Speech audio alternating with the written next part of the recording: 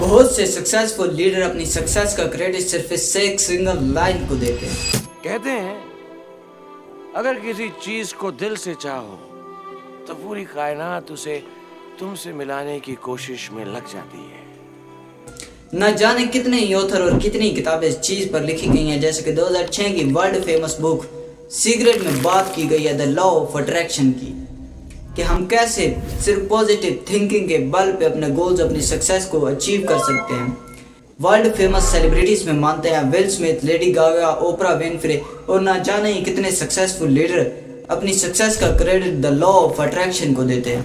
करते हैं कि ये वाकई वर्क करता है या ये सिर्फ एक मिथ है, जहाँ पर कुछ लोग इसको यूज करके अपनी सक्सेस, अपनी गोल्स को अचीव करने का क्लेम करते हैं, वहीं पर कुछ लोग इसे एक मिथ कहकर अवॉइड करते हैं।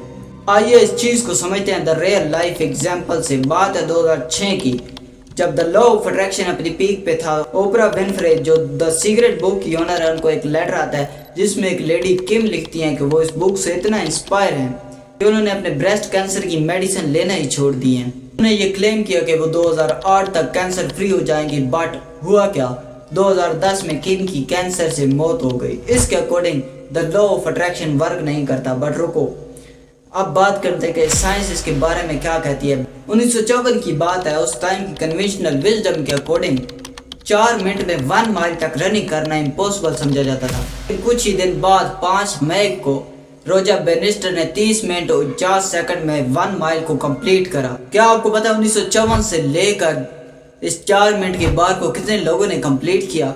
1663 लोगों ने इस बार को कंप्लीट किया, जिसको इम्पॉसिबल समझा जाता था।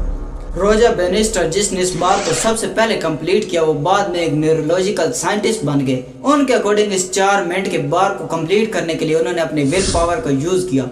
इसको आप कह सकते हैं द लॉ ऑफ अट्रैक्शन। अगर आप भी इसको यूज करके अपने गोल्स, अपने सक्सेस को अचीव करना चाहते हैं तो ये बेसिकली 3 सिंपल स्टेप्स पर वर्क करता है, जिसमें फर्स्ट नंबर पर आता है क्लैरिटी। आपके पास एक क्लियर गोल होना चाहिए, जैसे कि मुझे 1 साल में अपने यूट्यूब चैनल पर 10 मिलियन सब्सक्राइबर कंप्लीट करने हैं, या फिर मुझे एक 4 करोड़ का सक्सेसफुल बिजनेस चाहिए। नंबर पर आता है स्ट्रॉन्ग बिलीव, जिसकी परफेक्ट एग्जांपल है अमेज़न। 1994 में जब अमेज़न को स्टार्ट किया गया, 9 साल तक लगातार लॉस देखा, बट अपने स्ट्रॉन्ग बिलीव की वजह से आज 41,060 करोड़ का अंपायर खड़ा कर दिया।